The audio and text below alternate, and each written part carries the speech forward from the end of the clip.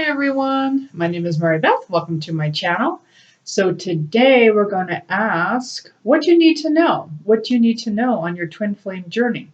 So we're going to use the archetype cards and we're going to use this butterfly deck to ask what you need to know on your twin flame journey. Okay, there we go. Let's see what we got here. We'll pull 3 cards from this archetype deck. What does the collective need to know? What do we need to know when it comes to our twin flame journey today? 3 cards. 3 cards. What do we need to know? What does the collective need to know on this twin flame journey?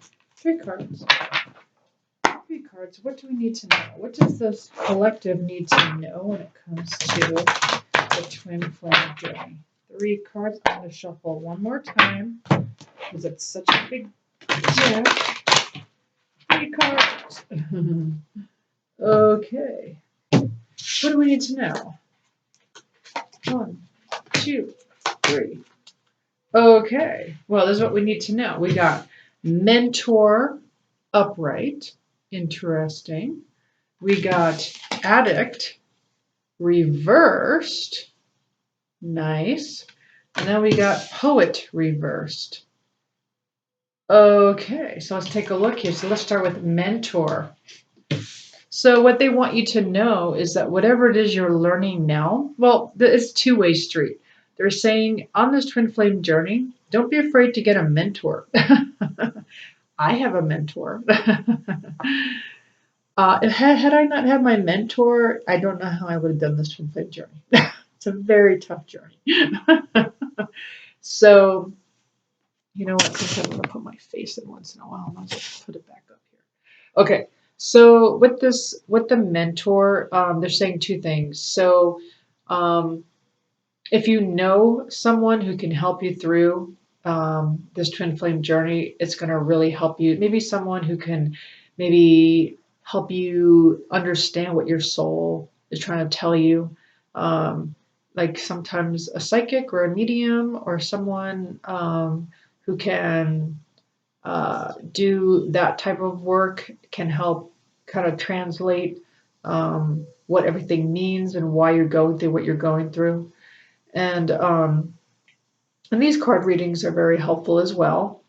But also, just know that as you're going through this twin flame journey, you're also becoming very much where you're learning so much, where you're gaining all this wisdom that they're asking you also to become a mentor to others with what you've learned. So whatever you learned on your twin flame journey, they're saying share it. Mentor, share it with others. Okay, we also have addict reversed. Okay, compromises integrity, honesty, allows addictive. Okay, so they're asking you to watch your addictions. Okay, so on this twin flame journey, because it came out reversed, this means we're looking at the shadow side. And, you know, it could be anything, right? So let's just say you have an addiction to caffeine, right? Or maybe you have an addiction to sugar or an addiction to, I don't know, wine, whatever it is. And you know that it's something that has kind of taken over you and something that kind of controls you or something where you feel like I definitely need that. So they're asking you on this twin flame journey to really be aware of what is controlling you, and that way you're able to, because part of this twin flame journey is becoming the best version of you, and as you become the best version of you, you learn to let go of anything that has control over you. Oh, you know what they're telling me? Oh, okay, they're telling me this also has to do with your twin flame. So if you feel an addiction toward your twin flame, you know, or an addiction towards a person where you feel like, oh, I need this person in my life to be happy, that's also a problem. That's also an imbalance. And so they really want you to look at that imbalance, and that way you can figure out how to heal that. Okay, how to balance yourself out so that there really is nothing that you need, right? There's nothing that controls you Nothing. Oh my God, it's very freeing when this happens. Trust me, it's freeing. That happened to me. I freed myself of lots of things. Okay, now we got poet. So again, this was reversed. Okay. So this is about, oh, interesting.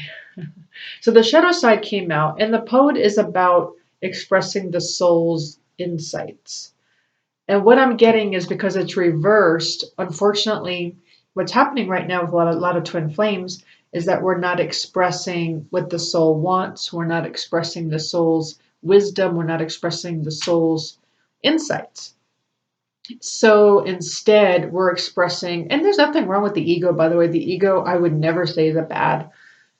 I would never say that at all. But the ego also is there to protect us, and it's part of the subconscious mind that is programmed. And our right now, our job is to deprogram, and our job is to clear those trapped emotions that's inside our subconscious mind that is directing our lives. Well, and we're doing that through inner child work, emotion code. I do. You don't have to, but whatever you feel, maybe it's clearing out the chakras, whatever you do, meditating, whatever you do to clear and to heal. So I always suggest inner child work. I suggest shadow work. Okay. And when that happens, now you're going to start expressing your soul. You're going to start expressing your soul's wisdom. Even though the outside hasn't changed, you're going to have all these new perspectives on life. Okay. Because you're going to have the soul's perspective. Even on the twin flame journey, you're going to have the soul's perspective. So because it's reversed, it's saying that we're still working on that. Okay. And then we'll do the last deck, which is the butterfly deck. What do you need to know? So this is all about changes. What kind of changes are going to happen? Sometimes it gives a really cool change. Sometimes it just says something about feelings. We'll see. 3 cards, please. 3 cards. What do you want to say? 3 cards. 3 cards. What else do we need to know for the collective on our twin flame journey? 3 cards. What do we need to know? What do we need to know? Interesting. Okay, that's very interesting. Okay. Well, the first one we got, well, actually, the first one that I laid down was finances reversed. So maybe there's a change in finances, some kind of change going on. So what does that mean? Well, usually when I see finances upside down, it usually means there's some kind of maybe worry or which makes sense, right? Because like right now it's like inflation, it's like to afford a house or to afford gas and whatever else, it's kind of turning us upside down a little bit. And so they're asking you to have a new perspective on finance. Okay, yeah, this is a big one. I apologize. My allergies are really bad today. um, so when it comes to, hold on one second, sorry, I should really just hit pause for a second. Hold on one second. Sorry about that. Okay, so what they're saying is having a new perspective on finances. So what does that mean? That means don't look at it in the way that you usually look at it. So for instance, a 3-dimensional way of looking at finances is, okay, I make this much salary and then I owe this much. So this much is coming in and this much is going out. When in actuality, when you start reaching higher dimensions and you're in the higher brackets of the vibrational scale, life is different. It's not really about what's on paper. It's more about sometimes it's more about what your overhead is, which is usually a little less than what it normally would be. And you get help, right? So you get a lot of help. It's almost like Harry Potter. It's almost like you have all this help all around you.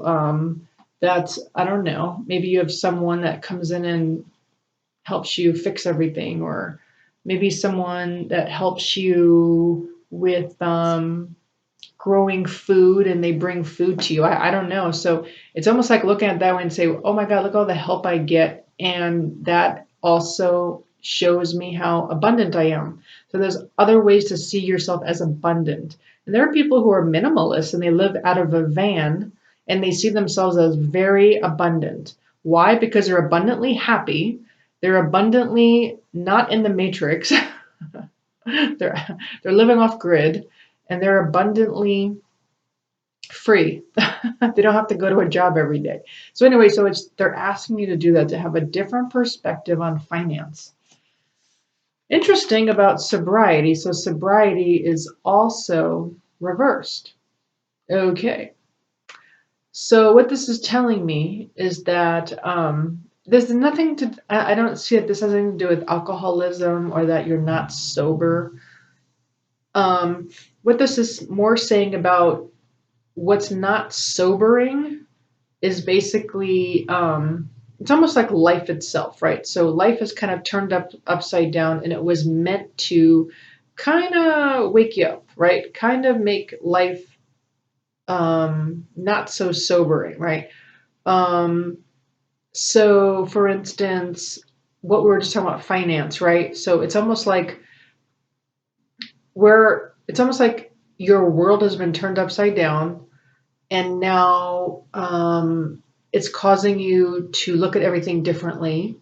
And what you really need to know about your twin flame journey is that it was meant to push you in such a way that you would not be able to live life as you did. It's like, and then if you were trying to, you probably went into a dark night of the soul, because once you go through the dark night of the soul, you come out of it like nothing that you thought mattered matters anymore. It just doesn't. What you thought was important really isn't important anymore. And so it's kind of, well, I guess it's sobering if you talk about it like that. I guess it is kind of sobering. And so and I think that's what they're talking about with it reversed. They're saying that your life is being turned upside down, but pretty much anyone on the twin flame journey, your life is being turned upside down because you're looking inward now because you're realizing if you go outward, it's not giving you the answers that you need. As a matter of fact, it's making it worse. The more you go outside of yourself for the answers, yeah, the more confusing it gets, or the more it gets, because here at least, okay, so let's say this reading, like at least you're getting guidance from your guides. But when you start turning to like TV, or if you turn to like books, or if you turn to things that you feel like is not guided from your guides, that's really an outside influence and not from your guides. You'll know it, and it'll make you more confused, and it'll make you feel more out of sorts. Okay. The last thing is grief work. So what you need to know about this twin flame journey is that it's pushing you to do more grief work. Okay. So what does this mean? Probably a lot to do with what has happened to you. Probably what has to do with inner child work. Any trauma or any what they're saying is kind of twofold. So it could be past life, it could be inner child, it could be as an adult, but any trauma that you've been through needs to be dealt with. Okay. Needs to so it's like, well, how do I do that? Well, it's like you talk to that part of you, okay, and you give that part of you what you need. Okay, there's a whole, I could mentor you if you're interested in knowing how to. You could look it up, you could Google it, how to do inner child work. But there is a lot of grief work that is done, a lot of release, and what it does is it kind of removes the heart wall that's inside of you, and a lot of crying sometimes during the full moon, or um, a lot of it has to do with the twin flame, because the twin flame is kind of sometimes treating you like you don't exist. And so, and it just feels like very abandoning, right? And so when you go through this abandonment and you really kind of reach down to see where this abandonment's really coming from, because everything's a mirror, excuse me, you realize it's very much a mirror of your inner child that your soul needs you to figure out. So a lot of grief work. So that's what you need to know, is to do the grief work and whatever that means to you. And again, if you need help with this, I'm here. You can reach out to me at twinflamealchemisttarot@gmail.com. Thank you so much for joining me. I hope you enjoyed this reading, and I'll see you next time. Have a great rest of your day. Bye, everyone.